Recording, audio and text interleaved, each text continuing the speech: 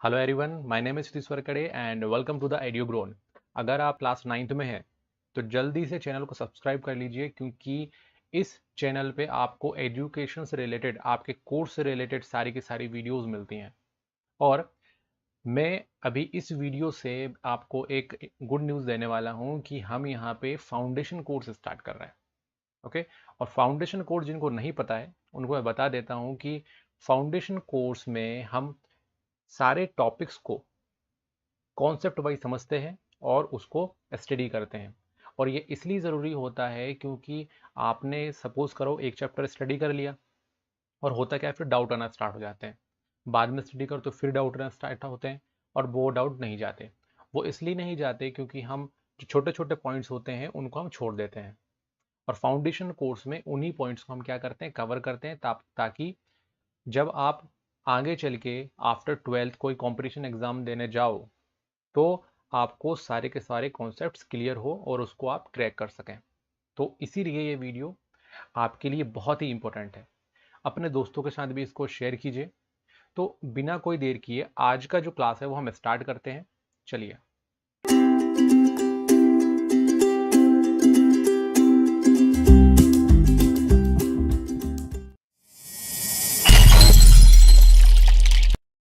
So here we are.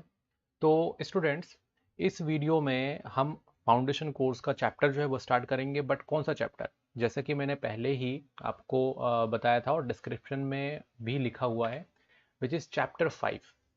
Chapter 5 जो आपका biology का है, और इस चैप्टर का नाम है the fundamental unit of life.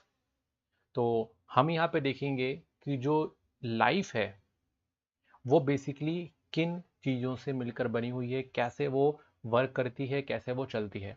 तो इस चैप्टर में हम यही चीज़ें हम देखने वाले हैं। तो आप कॉपी और पेन आप ले लीजिए, है ना, ताकि जो भी पॉइंट्स मैं बताते जाऊं उनको आप नोट डाउन भी करते जाओ। और इसके अलावा जो अगर आपके पास ये एनसीईआरटी बुक है तो सफिशिएंट है। आप उसमें से जो है अपना रिवीजन आप कर सकते हैं बहुत ही इजी तरीके से, और अपने नोट्स जो है वो वहाँ पे प्रिपेयर कर सकते हैं। तो चलिए, बिल्कुल इसको अगर आपने कॉपी पेन ले लिया है तो बिल्कुल इत्मीनान से इसको स्टार्ट करते हैं। सो स्टूडेंट्स, यहाँ पे देखिए, यहाँ पे लिखा हुआ है कि what are living organism made up of. जो लिविंग ऑर्गेनिजम्स होते हैं वो आखिर किन चीज़ों से मिलकर बने होते हैं। आखिर लिविंग ऑर्गेनिज्म को लाइव कौन बनाता है। तो ये क्वेश्चन जो होता है ये आपके माइंड में आना चाहिए। किसी भी लिविंग को देखने पर यह माइंड में आना चाहिए कि आखिरकार वो जो लिविंग है वो कैसे लिविंग है, उसके अंदर ऐसा क्या है जिसके कारण वो लिविंग है। सो हमने प्रीवियस क्लासेस में कुछ चीज़ें पढ़ी हैं, तो थोड़ा सा उसको देखते हैं कि जो हमारे चारों तरफ जो चीज़ें हैं उनको हम दो पार्ट में डिवाइड कर सकते हैं। कौन कौन से पार्ट है वो है हमारे नॉन लिविंग और लिविंग। तो हमारे चारों तरफ जो चीज़ें हैं उनको हमने लिविंग एंड नॉन लिविंग दो चीज़ों में क्या कर दिया, डिवाइड कर दिया। अब यहाँ पे नॉन लिविंग चीज़ें क्या हैं।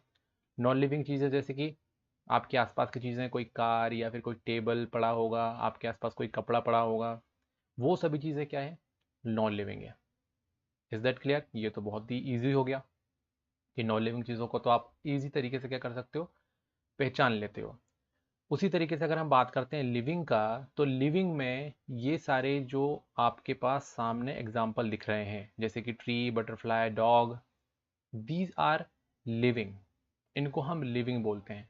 बट लिविंग को लिविंग कौन बनाता है इसके बारे में हमको पता होना चाहिए, और यही एक्चुअल में इस चैप्टर में हम स्टडी करेंगे। सो ये जो साइंटिस्ट हैं जो आपको सामने दिख रहे हैं ये हैं रॉबर्ट हुक। और रॉबर्ट हुक के पास एक स्पेसिफिक माइक्रोस्कोप था जो उन्होंने ही डेवलप किया था। तो ये है उनका माइक्रोस्कोप। तो यहाँ पे ये है उनका माइक्रोस्कोप, जिसमें क्या करते थे, वो छोटी छोटी चीज़ों को ऑब्जर्व किया करते थे। तो जो रॉबर्ट हुक साइंटिस्ट थे उन्होंने बहुत सारी चीज़ें जो थी उन्होंने इस माइक अपने बनाए हुए माइक्रोस्कोप में उन्होंने क्या किया था, ऑब्जर्व किया था। सो उन्होंने एक चीज़ ऑब्जर्व किया जिसको हम बोलते हैं कॉर्क। क्या बोलते हैं उसको हम, कॉर्क। आपने देखा होगा, आपके आसपास जो पेड़ पौधे होते हैं, है ना, ट्री होते हैं। तो ट्री में यहाँ पे आपने देखा होगा बार्क, है ना। ये जो बार्क होता है, छाल जिसको हम बोलते हैं, उसको निकाला और उसी को हम क्या बोलते हैं, कॉर्क। ठीक। तो एक छोटा सा पीस लिया उन्होंने कॉर्क का, हमारे साइंटिस्ट रॉबर्ट हुक ने, और उसको फिर इस माइक्रोस्कोप की हेल्प से ऑब्जर्व किया। इस माइक्रोस्कोप की हेल्प से क्या किया, ऑब्जर्व, उन्होंने देखा कि आखिरकार उसमें कुछ है तो नहीं, क्या चीज़ है आखिरकार इस कॉर्क में।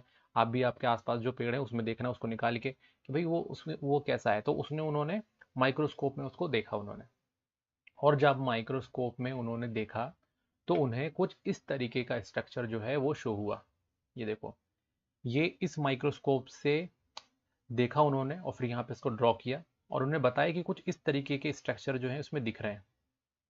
देखो मैं सर्कल बनाता हूँ, तो आप देखोगे कि इन्होंने बहुत सारे क्या किए हैं, छोटे छोटे बॉक्स बनाए हैं, है ना। ये जो बना रहा हूँ ये क्या है, छोटे छोटे बॉक्स। इन बॉक्सेस को उन्होंने बोला लिटिल रूम। क्या बोला उन्होंने इसको, लिटिल रूम। और ये जो लिटिल रूम है, लेटिन शब्द है ये, लेटिन में इसको हम बोलते हैं सेल। क्या बोलते हैं इसको हम, सेल बोलते हैं। तो लैटिन में सेल का मतलब होता है अ लिटिल रूम। और आप ये जब बॉक्स देखोगे, इनको, इनके छोटे छोटे जो बॉक्स यहाँ पे दिख रहे हैं, ऑब्जर्व हो रहे हैं, ये बेसिकली जो है क्या है, कैसे हैं ये मतलब एक दूसरे से जुड़े हुए हैं। बहुत सारे बॉक्सेस हैं और आपको हनी कॉम्ब की तरह ये दिखाई देते हैं। तो उन्होंने बोला कि कुछ स्ट्रक्चर्स हैं जो उन्हें माइक्रोस्कोप के अंदर दिखाई दे रहे हैं, जो हनी कॉम्ब के जैसे हैं और छोटे छोटे कंपार्टमेंट बने होते हैं, और उसको उन्होंने बोल दिया cell. So there are a cork, that is a substance which comes from a bark of a tree. एक मतलब बार्क निकाल लेते हैं, उसी से हमको मिलता है कॉर्क। अब यहाँ पे रॉबर्ट हुक के ऑब्जर्वेशन के अकॉर्डिंग समझ में आया कि जो ऑर्गेनिजम्स होते हैं उनको अगर थोड़ा सा माइक्रोस्कोप में बड़ा करके देखो तो छोटे छोटे किससे बने होते हैं, छोटे छोटे बॉक्सेस के फॉर्म में कुछ स्ट्रक्चर्स होता है, जिससे मिलकर वो का पूरा स्ट्रक्चर बना हुआ है। तो हम यहाँ पे बोल सकते हैं कि एवरी लिविंग ऑर्गेनिज्म, जितने भी लिविंग ऑर्गेनिज्म रहते हैं, उन सभी में जो एक बेसिक स्ट्रक्चर होता है जिसको हम क्या बोलते हैं, सेल बोलते हैं। तो इस तरीके से मैं अगर ड्रॉ डायग्राम बनाता हूँ, तो एक बॉक्स मैंने यहाँ पे बनाया, इसको हम बोलेंगे सेल। इसी से जोड़ के एक और बनाया मैंने, ये दूसरा सेल इसमें जुड़ गया, फिर अगला सेल यहाँ जुड़ जाएगा और अगला सेल यहाँ, और इस तरीके से क्या होगा, एक लेयर हमको फॉर्म होती हुई दिखाई देगी। ओके। तो जितने भी ऑर्गेनिज्म, जैसे कि आपका प्लांट्स, ये प्लांट है। अब ये जो प्लांट है, ये तो हमको क्या दिख रहा है, ऊपर से दिखाई दे रहा है ये। बट अगर सपोज करो इसको, अगर हमने क्या किया, माइक्रोस्कोप के अंदर देखा। माइक्रोस्कोप जो है वो बेसिकली एक इंस्ट्रूमेंट है जिसके थ्रू हम क्या करते हैं, छोटी चीज़ों को बड़ा करके देख सकते हैं। That is called microscope. तो ये जो हमारा प्लांट है, इसमें देखो, इसको अगर हमने माइक्रोस्कोप के अंदर देखा तो हमें कुछ इस तरीके के स्ट्रक्चर्स दिखाई देंगे, है ना। इस तरीके के स्ट्रक्चर्स हमको मिलेंगे। तो जो ये स्ट्रक्चर मिल रहे हैं, ये है बेसिकली सेल। एक और एग्जांपल हम लेते हैं यहाँ पे आपका एनिमल का, जिसकी क्या है, ये ह्यूमन है ना। तो यहाँ पे आप देखोगे कि ह्यूमन की बॉडी भी, अगर हम इसको माइक्रोस्कोप में ऑब्जर्व करेंगे तो इसमें भी हमको क्या होगा, बहुत सारे अंदर इस तरीके से यूनिट्स मिलेंगी जो एक दूसरे से क्या है, एक दूसरे से जुड़ी हुई हैं और कुछ ना कुछ स्पेसिफिक फंक्शन को वो परफॉर्म कर रही हैं। तो इसको हम बोलते हैं सेल। तो अब यहाँ पे एक जरा छोटा सा क्वेश्चन अराइज होता है कि आखिरकार हम सेल बोलेंगे किसको, क्या डेफिनेशन हो सकती है इसकी। तो हम यहाँ पे बोल सकते हैं सेल को कि सेल आर द स्ट्रक्चरल, यानी कि स्ट्रक्चर बनाने वाला, एंड फंक्शनल, यानी कि कोई वर्क करने वाला, and biological unit of all living beings. बहुत ही सिंपल डेफिनेशन है, याद हो गया होगा आपको क्या है cell. Cell are the structural, functional and biological unit of all living beings. सभी लिविंग बींग्स में स्ट्रक्चर कौन फॉर्म करता है, सेल करता है। फंक्शन कौन परफॉर्म करता है, सेल परफॉर्म करता है। तो इसका मतलब ये हुआ कि human, that means animal, animal and plants दोनों में ही जो स्ट्रक्चर क्रिएट कर रहा है, दोनों में ही जो फंक्शन परफॉर्म हो रहा है, वो सभी कौन कर रहा है? वो सभी सेल कर रहा है। और बहुत सारे सेल से मिलकर ये बने हैं, एक सेल से नहीं बना। ये जो बॉडी है ह्यूमन की, ये पूरी बॉडी एक सेल से नहीं बनी, बहुत सारे सेल्स आपस में ज्वाइंट हुए हैं, तब ये इतनी बड़ी बॉडी जो है वो फॉर्म हो पाई है। इसी तरीके से इसमें भी, प्लांट में भी बहुत सारी सेल्स आपस में ज्वाइंट हुई हैं, तो ही इतनी बड़ी बॉडी जो है वो फॉर्म हो पाई है। ओके, अब यहाँ पे क्वेश्चन ये अराइज होता है कि हमको तो ये समझ में आया है कि सेल जो है वो basically structure and function unit है, बट ये देखेंगे कैसे हम? इसको देखने का क्या तरीका है? तो इसको देखने के लिए जो सबसे पहले जो था, वो रॉबर्ट हुक ने इसको देखा उन्होंने, और इसको फाइंड आउट किया कि सेल जैसी कोई चीज़ होती है। बट अगर आपको ऑब्जर्व करना है तो आप क्या करोगे? तो इसके लिए हमको जाना पड़ेगा हमारे एक एक्सपेरिमेंट में, जो कि एक्टिविटी 5.1। एक्टिविटी 5.1 में जो आपको एक्सपेरिमेंट दिया है, उससे आप बहुत इजी से सेल को देख सकते हो। तो चलो देखते हैं कि वो किस टाइप का एक्सपेरिमेंट है। इसमें हमको क्या चाहिए? हमको चाहिए इसमें ऑनियन। अब ऑनियन जो है हमारे घरों में रहता है। अब हमको ये देखना है कि आखिरकार ये ऑनियन कैसे बना है, किस किस तरीके से उसके अंदर सेल है ना, और उसको हमको ऑब्जर्व करना है। तो हमको ज़रूरत पड़ेगी ऑनियन की और एक माइक्रोस्कोप की। माइक्रोस्कोप के बारे में भी थोड़ा सा मैं आपको बताऊंगा कि माइक्रोस्कोप का डिज़ाइन कैसा होता है और कैसा वो दिखता है। तो हमने क्या किया? हमने लिया ऑनियन, और ऑनियन को लेने के बाद इसमें से जो इनर लेयर है उसको हम निकालेंगे। अब इनर लेयर क्या? इसको तोड़ो, कट करो इसको। कट करने के बाद आपको कुछ इस तरीके का आपको मिलेगा पीस, और इस पीस के अंदर की लेयर देखो, ये निकाल रहे हैं, इसको फोर्सेप की हेल्प से निकाल लो, है ना। तो ये जो अंदर की जो लेयर है, ये है आपका इनर लेयर, और इस इनर लेयर को हम बोलते हैं एपिडर्मिस। क्या बोलते हैं इसको हम? इनर लेयर को एपिडर्मिस। तो बेसिकली एपिडर्मिस जो है ये कॉनकेव शेप में है, तो अंदर की जो लेयर है, सबसे ऊपर की लेयर को ही हम एपिडर्मिस बोलते हैं बेसिकली। तो यहाँ पे ये ऊपर की ही लेयर है, इसलिए इसको हम एपिडर्मिस बोल रहे हैं।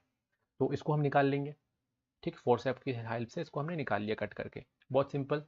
अब हमने क्या लिया? एक वॉच ग्लास लिया, और ये वॉच ग्लास है।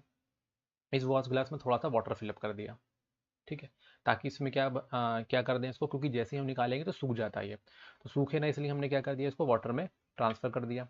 और ट्रांसफ़र करने के बाद उसको फिर आज थोड़ा सा वो हुआ वेट, उसके बाद फिर उसको निकाला और माइक आपका स्लाइड में रखा। ये क्या है? स्लाइड। और स्लाइड में रखने के बाद ये कैसा होता है? जैसे दिख रहा है यहाँ पर ट्रांसपेरेंट टाइप का है। तो हम क्या करेंगे? इसमें एक कलर ऐड कर देंगे। और क्यों कलर ऐड करेंगे? ताकि वो सही तरीके से हम उसको माइक्रोस्कोप में ऑब्जर्व कर सकें। तो अब कलर ऐड करना है इसमें हम, उस कलर को हम बोलते हैं यहाँ पे सैफ्रनिन, है ना। इसको ज़रूर आपके माइंड में बिठा लो। क्या बोलते हैं उसको हम? सैफ्रनिन। तो सैफ्रनिन जो है, इसको हमने क्या करा? इस ड्रॉपर की हेल्प से हमारे जो एपिडर्मिस की लेयर है उसमें क्या कर दिया हमने? ऐड कर दिया, ताकि वो क्या कर ले? वो कलर उसको एब्जॉर्व कर ले। और इसको हम बोलते हैं स्टेनिंग। इस प्रोसेस को हम क्या बोलते हैं? स्टेनिंग। ओके, तो हमने क्या कर दिया? अब स्टेनिंग कर दी, अब कलर आ गया। अब इसको, कलर को ऐड करने के बाद अब हम क्या करेंगे? ऑब्जर्व करेंगे इस माइक्रोस्कोप में। ओके, तो ऑब्जर्व करने से पहले थोड़ा सा माइक्रोस्कोप के बारे में देख लेते हैं कि माइक्रोस्कोप बेसिकली किस तरीके का होता है। तो ये देखो आप, माइक्रोस्कोप। माइक्रोस्कोप में यहाँ पे एडजस्टमेंट करने के लिए आपके नोजल्स हैं। इसको आप मूव करके क्या कर सकते हो? उसको अप एंड डाउन कर सकते हो। ये अप की तरफ जाएगा इसको मूव करने पे, और डाउन की तरफ आएगा, ताकि आप क्या कर पाओ? लेंसेज को एडजस्ट कर पाओ। ये आपका स्लाइड है ना, और ये यहाँ पे आपका क्या रखा हुआ है? सैंपल रखा हुआ है। तो सैंपल और स्लाइड ये रखा हुआ है। यहाँ पे जो लेंस है, दो टाइप के लेंस यहाँ पे यूज होते हैं। दैट मीन्स कि दो लेंस हम एक बार में यूज करते हैं। फर्स्ट लेंस जो रहेगा यहाँ पे रहेगा, और सेकंड लेंस जो है यहाँ पे रहेगा। ये आई आई लेंस है, आई पीस इसको हम बोलते हैं, है ना, जो यहाँ पे रहेगा। और दूसरा लेंस यहाँ पे रखते हैं जिसको हम बोलते हैं objective lens. Objective lens object के पास रहता है ना। ऑब्जेक्टिव लेंस कहाँ रहता है? ऑब्जेक्ट के पास। और इस माइक्रोस्कोप को हम बोलते हैं लाइट माइक्रोस्कोप। Light microscope. क्यों बोलते हैं लाइट माइक्रोस्कोप इसको? क्योंकि इसमें लाइट का यूज करते हैं किसी भी ऑब्जेक्ट को देखने के लिए। तो लाइट का यूज करेंगे हम यहाँ पे। ये देखो यहाँ से लाइट आ रही है और लाइट आने के बाद फिर ऑब्जेक्ट पे पड़ी, और ऑब्जेक्ट पे पड़ने के बाद फिर ये लाइट जो है ऑब्जेक्टिव लेंस से हमारी आईज तक आया। यहाँ पे आईज है, यहाँ पे आई बना देते हैं ताकि यहाँ से देखेंगे। तो यहाँ से देखते हैं इसको हम, ठीक है। तो इस तरीके से यहाँ पे दो टाइप के लेंस, मतलब दो लेंस हम एक बार में यूज करते हैं। एक होता है ऑब्जेक्टिव लेंस और एक होता है आई लेंस, ठीक है। और इसी के अकॉर्डिंग क्या होता है, हम इसे कई गुना चीज़ों को देख सकते हैं। जैसे 100 टाइम्स, दैट मीन्स 100x, इतना टाइम्स हम चीज़ों को देख पाएंगे। 200 टाइम्स, इतने टाइम्स ज़्यादा देख सकते हैं। 400 टाइम्स। तो इस तरीके से हम क्या करते हैं, इतने टाइम्स क्या कर सकते हैं, इसको बड़ा करके देख सकते हैं। अब देखो, जो हमने एक्सपेरिमेंट अभी थोड़ी देर पहले की परफॉर्म किया है, इस एक्सपेरिमेंट में हमने, हमारा स्लाइड तैयार हो गया। अब माइक्रोस्कोप में इसको ऑब्जर्व करेंगे।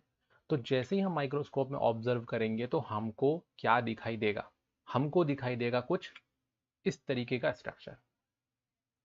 कुछ इस तरीके का स्ट्रक्चर आपको एग्जैक्टली दिखाई देगा ऑनियन पील में। और ये स्ट्रक्चर जो है, ये किस तरीके का स्ट्रक्चर है? देखो, आपको क्या दिख रहा है? बॉक्सेस दिख रहे हैं ये देखो, पेन में चेंज कर लेता हूँ। क्या दिख रहा है यहाँ पे? बॉक्सेस दिख रहे हैं ये ये एक बॉक्स, फिर उसके बाद फिर ये रहा बॉक्स,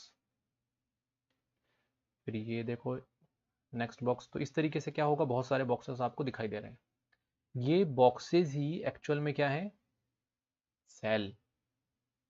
और देखो कितने सारी सेल्स हैं जो यहाँ पे हैं। ये देखो 1 2 3 4 5 6 7 8 9, बहुत सारी सेल्स। ये सारी सेल्स जो हैं आपस में ज्वाइंट है, और क्या दिख रहा है हमको कि आपस में ज्वाइंट होकर एक लेयर फॉर्म कर रही है, जो कि हमने निकाला था, है ना।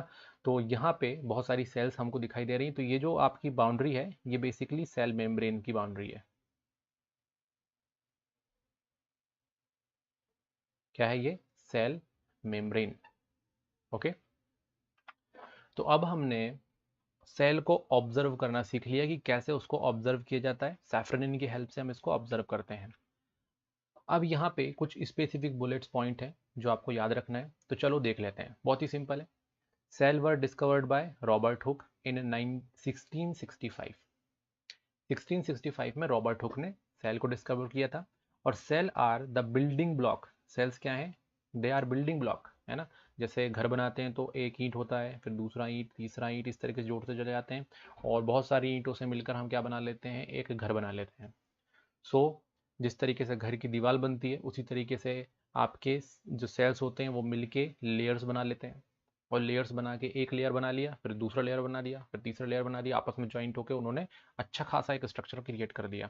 तो we can say the cells are the building block of an element that can not be seen with naked eyes. इनको हम नॉर्मल ऐसे देख नहीं सकते, बट हम माइक्रोस्कोप की हेल्प से क्या कर सकते हैं? इसको देख सकते हैं, है ना। इजी बिल्कुल। एवरी लिविंग और element is made up of numerous tiny cells. जो लिविंग एलिमेंट्स होते हैं वो बहुत सारी टीनी सेल्स से मिलकर बनते हैं। ओके। अब आते हैं हम यहाँ पे टाइप ऑफ ऑर्गेनिज्म में। टाइप ऑफ ऑर्गेनिज्म का मतलब होता है कितने टाइप के ऑर्गेनिजम्स। बट यहाँ पे हम कैसे किस किस टाइप से बात कर रहे हैं? कितने टाइप के ऑर्गेनिज्म, बट किस भी हाफ पे? तो हमारा जो बेस है वो है based on number of cell. हम ऑर्गेनिज्म को क्या कर रहे हैं? हम ऑर्गेनिजम्स को एक्चुअल में क्लासिफाइड कर रहे हैं। और किस बेस पे क्लासिफाइड करेंगे? Based on number of cells. कितने नंबर ऑफ सेल ऑर्गेनिज्म में मिलेंगे, इस बिहाफ पे हम क्या कर रहे हैं? इसको उसके टाइप में डिवाइड कर रहे हैं। तो चलो देखते हैं कि कितने टाइप के ये हो सकते हैं। बहुत ही इजी। सबसे पहला, फर्स्ट, वो है यूनिसेलुलर ऑर्गेनिजम्स। अब ये जो यूनिसेलुलर है इसका क्या मतलब हुआ? इसका मतलब होगा हमारे लिए सिंगल। यूनी, यूनी का क्या मतलब होता है याद कर लो, यूनी का मतलब होता है सिंगल। तो जिनमें मतलब ऐसे ऑर्गेनिज्म जो कि एकमात्र सेल के बने होते हैं, एक ही सेल के बने होते हैं, इनको हम बोलते हैं यूनिसेलुलर ऑर्गेनिज्म, है ना। तो सिंगल सेल। अब बोलोगे कि भाई कौन कौन से ऑर्गेनिजम्स हैं ऐसे? तो ऐसे ऑर्गेनिजम्स हैं जैसे अमीबा, अभी नाम याद करो, है ना, अभी मैं इनके बारे में बताऊंगा। अमीबा, देन क्लेमाइडोमोनास, क्या नाम है इसका? क्लेमाइडोमोनास। अगला देखो, third paramecium. First amoeba, second Chlamydomonas, third paramecium, और फोर्थ यहाँ पे है बैक्टीरिया। तो ये वो पर्टिकुलर ऑर्गेनिजम्स हैं जो एक ही सेल हैं, बस एक ही सेल होते हैं। मैं इनकी आपको रियल इमेजेस दिखाऊंगा अभी। एक ही सेल है और क्या करते हैं, अपनी पूरी लाइफ को सस्टेन करते हैं। अब दूसरा टाइप, ये तो हो गया हमारा फर्स्ट टाइप। अब दूसरा टाइप है वो है मल्टी सेलुलर ऑर्गेनिजम्स। नाम से ही समझ में आएगा मल्टी। मल्टी का क्या मतलब होता है? मल्टी का मतलब होता है many number of cells. Multi का मतलब होगा मैनी नंबर ऑफ सेल्स, मतलब बहुत सारे सेल्स जब एक ऑर्गेनिज्म को बनाते हैं तो उसको हम बोलते हैं मल्टी सेलुलर ऑर्गेनिज्म। तो बहुत सारे सेल्स किसको मिलकर बनाते हैं, थोड़ी देर पहले ही हमने डिस्कस किया था, ह्यूमंस और प्लांट्स। तो इस तरीके से हमारे पास जो एग्जांपल है वो है प्लांट्स एंड एनिमल्स। और इसके अलावा एक और है फंजाइस। फंजाइस के बारे में हम बात करेंगे। सबसे पहले हम बात करते हैं यूनिसेलुलर ऑर्गेनिजम्स की, है ना, कि यूनिसेलुलर ऑर्गेनिजम्स जो होते हैं वो क्या है। तो बेसिकली ये सिंगल सेल होते हैं, कंपोज्ड ऑफ सिंगल सेल। और जो सिंगल सेल है इनका कॉन्स्टिट्यूएंट है, ये इसी के बने हुए हैं, जिसमें ये खुद का स्ट्रक्चर जो रहता है एक सेलुलर स्ट्रक्चर होता है, और यही स्ट्रक्चर सारे के सारे फंक्शन परफॉर्म करता है। इसके अंदर जितने भी फंक्शन होते हैं, जो यूनिसेलुलर ऑर्गेनिज्म होते हैं उसके अंदर जितने भी फंक्शन होते हैं वो यही सेल परफॉर्म करती है। कुछ एग्जांपल्स हैं जिसके बारे में हमने भी थोड़ी देर पहले ही देखा था, अमीबा, क्लामाइडोमोनास और पैरामीशियम। तो सबसे पहले हम बात करते हैं अमीबा का। अमीबा जो होता है, आप ये देखोगे ये इसका स्ट्रक्चर है ना, तो इरेगुलर स्ट्रक्चर बोलते हैं इसको हम, क्योंकि इसका कोई स्पेसिफिक स्ट्रक्चर नहीं है, और क्या होता है कंटिन्यूसली चेंज होता जाता है। तो ये जो स्ट्रक्चर है ये क्या होगा, चेंज होता जाएगा, है ना, क्योंकि इसका कोई फिक्स्ड स्ट्रक्चर नहीं है, इसको हम बोलते हैं इरेगुलर शेप। और ये जो है नॉर्मली वाटर में मिलता है ना, ऐसा जो है डीकिंग वाटर जो होता है, जो गंदा पानी होता है वहाँ पे मिल जाएगा, देन उसके बाद मरीन एरिया में भी मिलता है ये। ठीक, तो ये है फर्स्ट एग्जांपल आपका अमीबा, जो कि एक ही सेल है और अपनी पूरी लाइफ जो है सस्टेन करता है। उसके अलावा यहाँ पे मैं बात करूंगा क्लेमाइडोमोनास का। क्लेमाइडोमोनास जो है वो मरीन रीजन में मिलता है, जहाँ मरीन पानी होगा वहाँ पे ये मिलेगा। और कुछ इस तरीके का स्ट्रक्चर होता है इसका क्लेमाइडोमोनास का, है ना। देखो यहाँ पे इसको मैं अगर बनाऊँ तो कुछ इस तरीके से ये फॉर्म होगा। इसमें यहाँ पे स्ट्रक्चर्स निकले हुए होते हैं।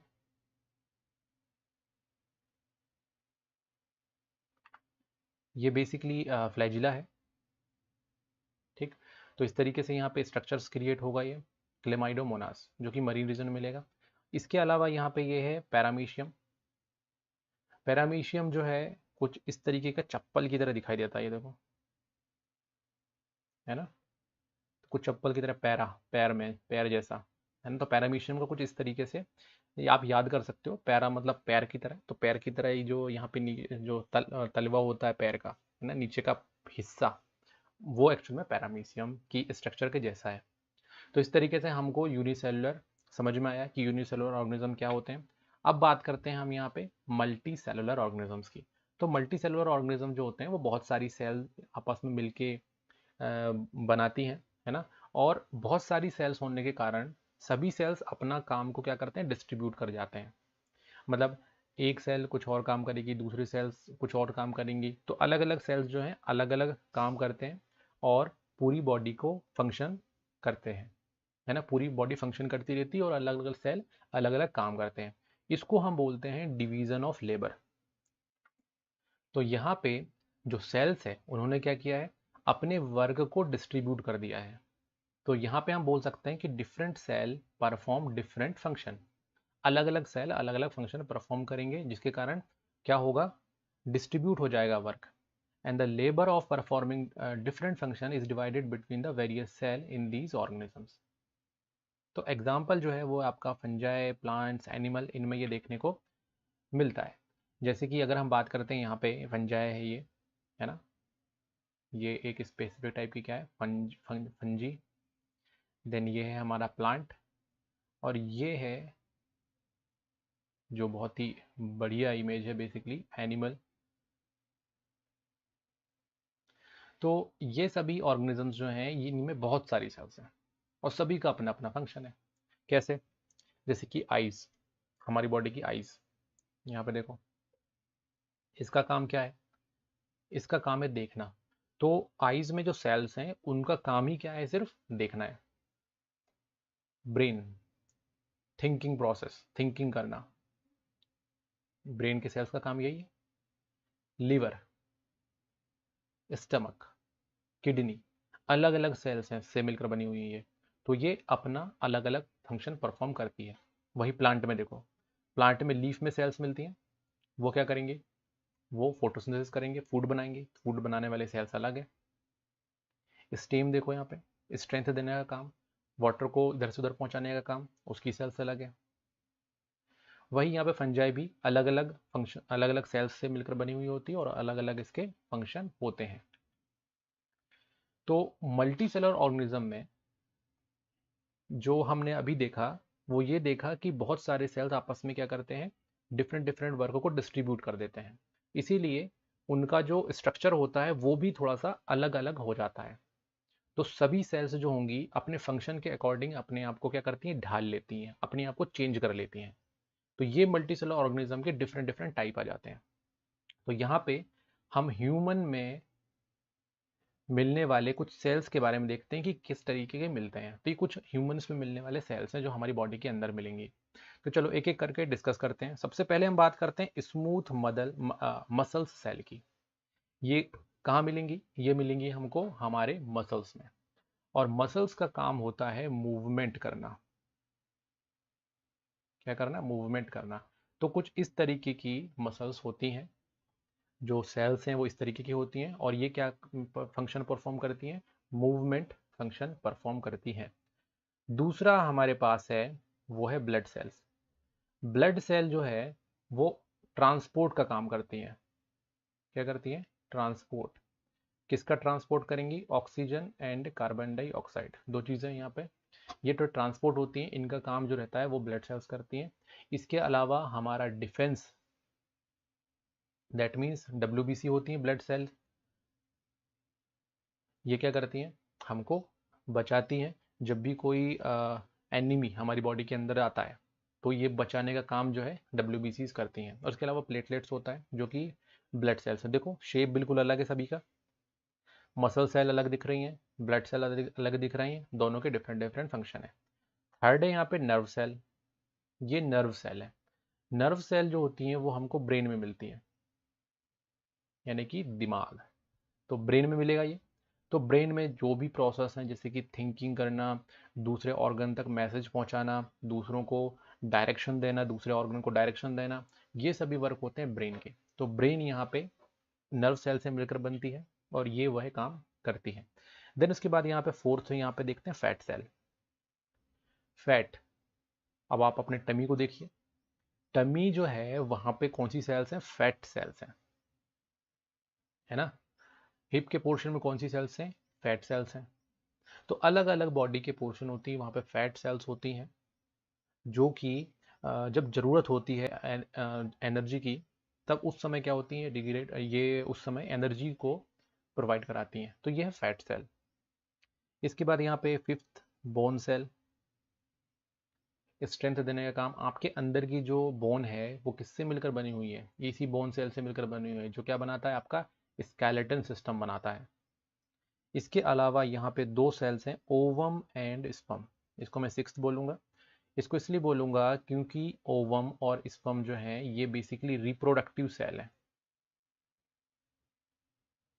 कौन सी सेल है ये? रिप्रोडक्टिव सेल है, जो कि रिप्रोडक्शन में हेल्प करती हैं। तो अपने ही जैसा एक और ऑर्गेनिज्म बनाने के लिए मल्टी सेलुलर ऑर्गेनिज्म ओवम और स्पर्म ये फॉर्म करते हैं, जिससे क्या होता है, जिससे नया ऑफस्प्रिंग बनता है। तो ये वो सेल्स हैं। ओके, तो ये हमने अभी सेल के बारे में देखा, मल्टी सेलुलर ऑर्गेनिज्म के बारे में। इस वीडियो को हम यहीं पे एंड करते हैं, और जो नेक्स्ट लेक्चर हो है उसमें आप जाइए और उसको देखिए, इसके बाद के पोर्शन को स्टडी करने के लिए। थैंक्स फॉर वॉचिंग, और अपने दोस्तों के साथ इसको शेयर करना ना भूलें।